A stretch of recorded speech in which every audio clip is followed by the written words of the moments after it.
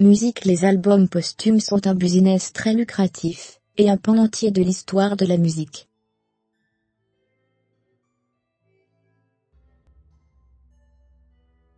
Avec une mise en place de 800,000 exemplaires dès vendredi, Mon Pays, c'est l'amour est l'événement musical de cet automne.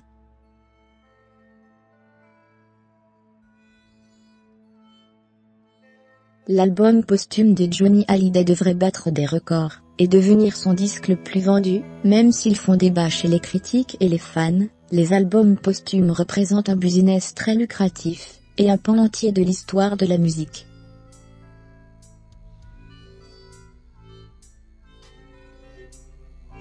Lorsqu'il disparaît dans un accident d'avion fin 1967, Otis Redding venait d'enregistrer le morceau « City Non, The Dock of the Bay ».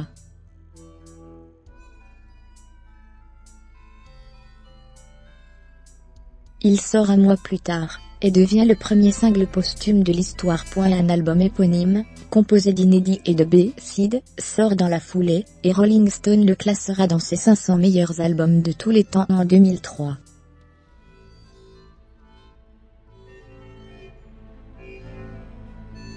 D'autres albums posthumes sont considérés comme des disques à part entière, et même des chefs-d'œuvre, à l'instar de Closé de Joy Division sorti peu après le suicide de Ian Curtis, Pearl de Janis Joplin, ou From Abasement, en The New Moon d'Elliott Smith.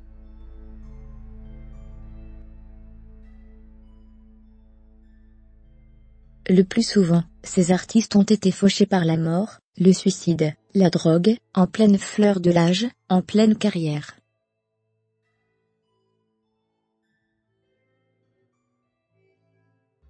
C'est le cas symbolique de Jeff Buckley, plus connu après sa mort que de son vivant, avec une explosion des ventes de son premier album, Grace, et la sortie d'un second, posthume, Sketch for Me Sweeter the Drunk.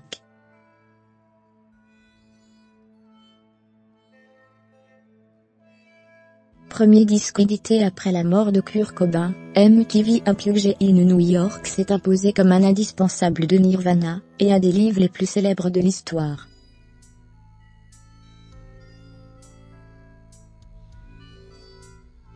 En revanche, l'album solo montage of Fake, The Home Recording, d'après des enregistrements du chanteur retrouvés en 2015, n'a pas reçu le même accueil.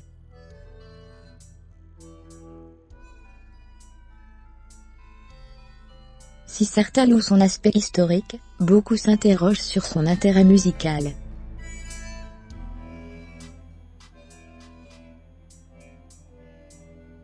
Faut-il rendre public tous les travaux d'un artiste disparu? La question hante le milieu, et à titre d'exemple, après l'album posthume Illioness, Identrisure, le boss d'Universal décida de détruire le reste des démos, une décision morale selon lui.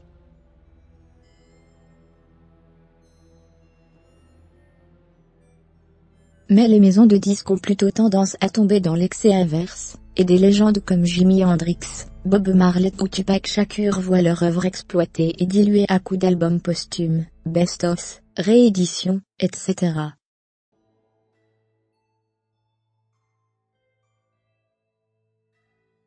En 5 ans de carrière, Jimi Hendrix a sorti 3 albums studio, 2 compilations, un livre, contre une dizaine d'albums studio, une vingtaine de livres, autant de best-of, sans oublier les pirates officiels, après sa mort en 1970.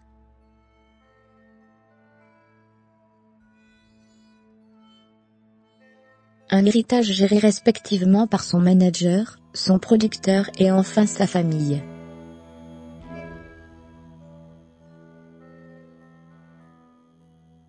On en arrive à des situations paradoxales comme Infiniment, album posthume de Jacques Brel, avec des chansons inédites, qu'il ne voulait pas voir exploitées, mais qui l'ont quand même été, avec l'accord de ses ayants droit, sa femme et sa fille.